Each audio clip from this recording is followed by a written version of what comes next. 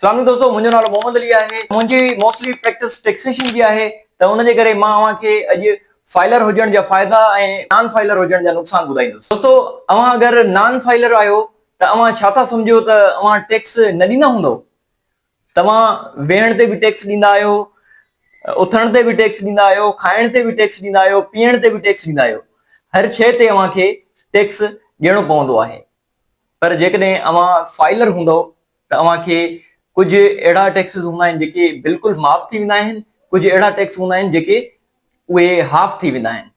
त फाइलर हुजण जा फ़ाइदा कुछ इहे आहिनि त जॾहिं बि तव्हां का बैंक ट्रांज़ेक्शन कंदा आहियो त ₹1,00,000 ते तव्हांखे 0.6% टैक्स लॻंदो आहे, यानी ₹1,00,000 ते ₹600 तव्हांखे टैक्स लॻंदो आहे, उहो तव्हांखे माफ़ थी वेंदो। इन खां अलावा जॾहिं बि तव्हां का प्रॉपर्टी वठंदा आहियो त तव्हांखे प्रॉपर्टी ते बि टैक्स लॻंदो आहे। फॉर एग्जांपल, अगरि तव्हां नॉन फाइलर आहियो त तव्हांखे 30,000 टैक्स लॻे थो।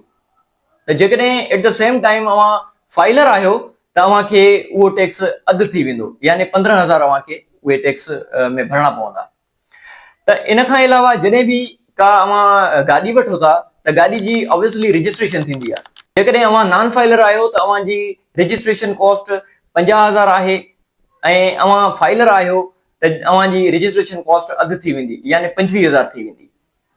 मोस्टली माण्हू रिझंदा आहिनि त फाइलर जेकॾहिं थींदासीं त FBI वारा असांजे दर ते बीठा हूंदा। ईअं बिल्कुलु कोन्हे। पाकिस्तान जो एक्टिव टैक्स पेयर हुजणु ॾाढी सुठी ॻाल्हि आहे दोस्तों।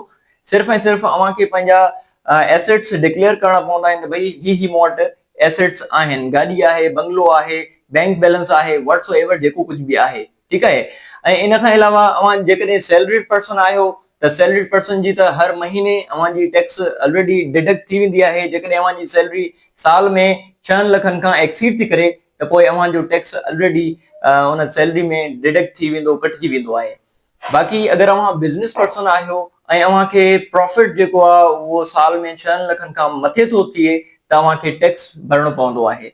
अदरवाइज़ अगरि तव्हांजो प्रॉफिट 6 लखनि खां घटि थो बीहे त तव्हांखे को बि टैक्स चार्ज न कयो वेंदो। ही सिर्फ़ु प्रॉफिट जी ॻाल्हि थी थिए। घणनि माण्हुनि जा जेके जनरल स्टोर्स हूंदा आहिनि या मोस्टली दुकान हूंदा आहिनि, उन्हनि जी सेल 15 लख, 20 लख, 50 लख बि थी वेंदी आहे साल में। पर ही सिर्फ़ु ऐं सिर्फ़ु तव्हांखे मां प्रॉफिट जी ॻाल्हि थो कयां, सेल जी ॻाल्हि कोन्हे। सेल केतिरी बि थी सघे थी, पर उनजो जेकॾहिं तव्हांखे प्रॉफिट 6 लखनि खां एक्सीड थो करे पोइ तव्हांखे टैक्स पे करणो हूंदो आहे।